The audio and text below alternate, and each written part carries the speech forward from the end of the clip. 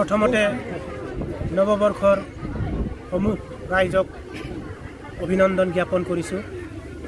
আজি সমূহ ৰাইজে একত্ৰিত হৈ কাৰ্বি আংলং তথা হাওৰাঘাট তিনিআলিত আঞ্চলিকৰ সমূহ বড়ো জনগোষ্ঠী আপচু কছাৰী সমাজ, বড়ো সাহিত্য সভা, আবুক হাৰিমু আফাদ, NDFB তথা আমাৰ XBLT সমূহ ৰাইজে একত্ৰিত হৈ এই আঞ্চলিকত ৰংজালী বৈশাগু উদযাপন কৰিছে।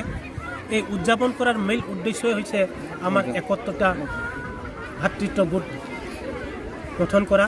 ইয়াৰ মাধ্যমেদি বিগত বছৰত আমাৰ যিবিলাক আঁকোৱাহ বা বিফলতা আমাৰ হৈ গ'ল, এই বিফলতাসমূহক আমি আগত ৰাখি ইয়াৰ মাধ্যমেদি আমি সকলোকে ত্যাগ কৰি নতুন যেন আমাৰ উদ্যমেৰে আমাৰ যিমান অভিজ্ঞতা, এই অভিজ্ঞতাসমূহক লৈ নতুন বৰ্ষত আমি যেন অধিক উন্নতি পথত আগবাঢ়ি যাব পাৰোঁ, ইয়াকে সকলোকে কামনা কৰি সকলোৰে যেন জীৱনত শান্তি ঘূৰাই আহক, সম্প্ৰীতি ঘূৰাই আহক, সুখ শান্তি পবিত্ৰ আৰু প্ৰেম ঘূৰাই আহক, ইয়াৰ মানসেৰে আজি সমগ্ৰ আমাৰ হাওৰাঘাট তিনিআলিবাসীয়ে একত্ৰিত হৈ এই আজিৰ ৰংজালী বৈশাগু উদযাপন কৰিছে।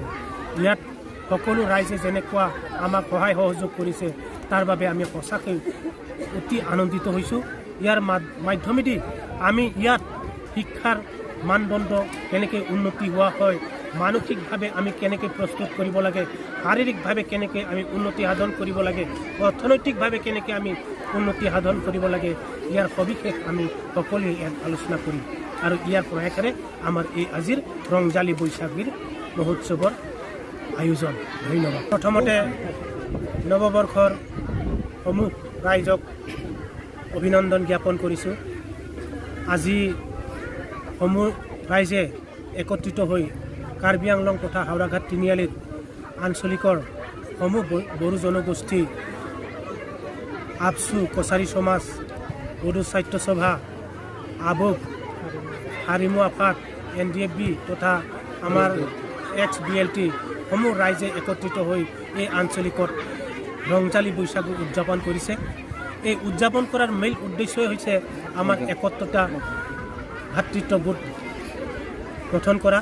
ইয়াৰ মাধ্যমেদি বিগত বছৰত আমাৰ যিবিলাক আঁকোৱাহ বা বিফলতা আমাৰ হৈ গ'ল, এই বিফলতাসমূহক আমি আগত ৰাখি ইয়াৰ মাধ্যমেদি আমি সকলোকে ত্যাগ কৰি নতুন যেন আমাৰ উদ্যমেৰে আমাৰ যিমান অভিজ্ঞতা, এই অভিজ্ঞতাসমূহক লৈ নতুন বৰ্ষত আমি যেন অধিক উন্নতি পথত আগবাঢ়ি যাব পাৰোঁ, ইয়াকে সকলোকে কামনা কৰি সকলোৰে যেন জীৱনত শান্তি ঘূৰাই আহক, সম্প্ৰীতি ঘূৰাই আহক, সুখ শান্তি পবিত্ৰ আৰু প্ৰেম ঘূৰাই আহক, ইয়াৰ মানসেৰে আজি সমগ্ৰ আমাৰ হাওৰাঘাট তিনিআলিবাসীয়ে একত্ৰিত হৈ এই আজিৰ ৰংজালী বৈশাগু উদযাপন কৰিছে। ইয়াত সকলো ৰাইজে যেনেকুৱা আমাক সহায় সহযোগ কৰিছে, তাৰ বাবে আমি সঁচাকৈ অতি আনন্দিত হৈছোঁ।